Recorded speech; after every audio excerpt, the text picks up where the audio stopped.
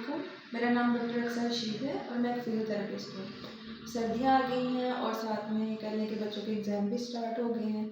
तो बहुत सारे कह लें यूनिवर्सिटी स्टूडेंट्स भी और जो टीनेजर्स हैं वो इस बात की कंप्लेन करते हैं कि उनकी नेक में बहुत पेन होती है। इवन पेपर राइटिंग करते हुए भी, लिखते हुए भी बाजू में दर्द होती है उनको, और उनकी गर्दन जो है वो बहुत ज़्यादा अकड़ जाती है। तो ये उनको ऐसा लगता है कि जैसे ना ये अभी कुछ दिन पहले ही उनके साथ ऐसा हो रहा है, कुछ दिनों से ही।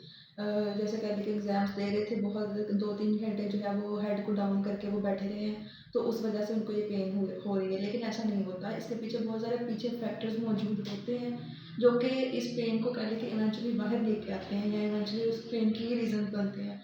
जैसे कि बच्चों को आदत होती है, जो पढ़ने वाले स्टूडेंट्स हैं वो बहुत ज़्यादा बेंड करके नेक को जो है वो बुक को पढ़ेंगे और झुक के बुक पढ़ेंगे, टेबल स्टडी टेबल पे बैठे हुए हैं तो वो बहुत ज़्यादा नेक को बेंड कर लेते हैं, या मोबाइल यूज़ कर रहे हैं तो हेड को बहुत ज़्यादा डाउन कर लेते हैं।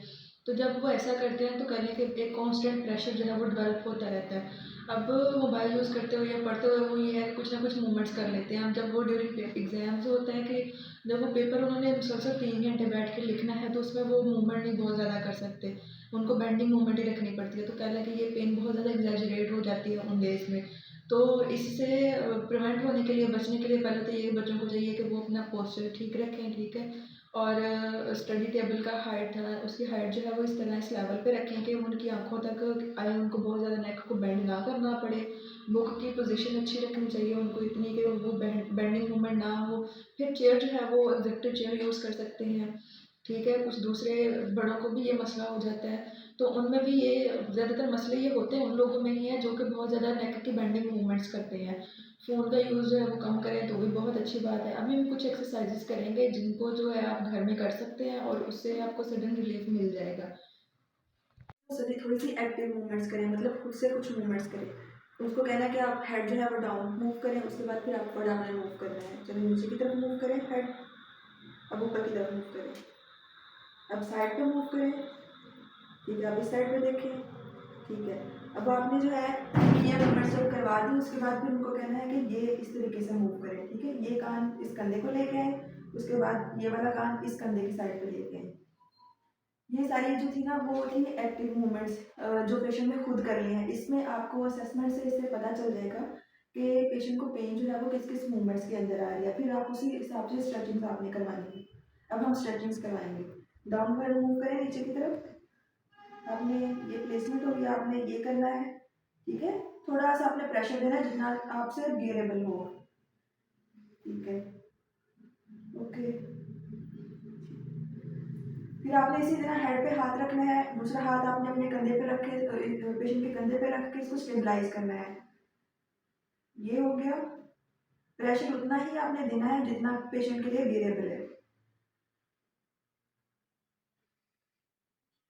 ठीक है? आप 7 टू 10 रेपिटेशन इस तरीके से करेंगे, फिर आपने ये रेपिटेशन करनी है।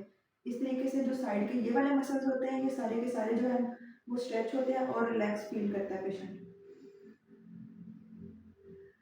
बिल्कुल सेम इसी तरह हम दूसरी साइड पे रिपीट करेंगे, ठीक है? अब हमने रोटेशन करवानी है पेशेंट की। इस साइड पे मूव करें, ये आपने इस तरीके से पेशेंट की मूव करवानी है, ठीक है? जब भी आप मेल पेशेंट को करवा रहे हो तो आपने इस चीज़ का ध्यान रखना है कि आप अपने दरमियान में और पेशेंट के दरमियान में कोई ना कोई चीज़ यूज़ कर सकते हैं। आप कोई कुशन यूज़ कर सकते हैं, या फिर अगर कोई फीमेल का करवा रही है तो वो दरमियान में कोई पिलो कह लें वो यूज़ कर सकते हैं आपके, ताकि बैरियर क्रिएट हो जाए, बॉडी टू बॉडी कॉन्टैक्ट ना हो, ठीक है? इसी तरह इसी साइड पे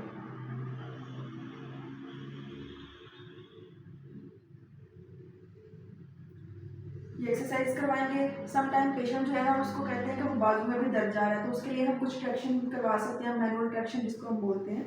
तो उसके लिए आपने ये ग्रैपिंग करनी है, उसको ऊपर की तरफ ऐसे करके उठाना है, 10 सेकेंड के लिए होल्ड करना है। पेशेंट को कहना है आपने अपनी सांस लेते रहे, उसके बाद फिर देन रिलीज कर देना।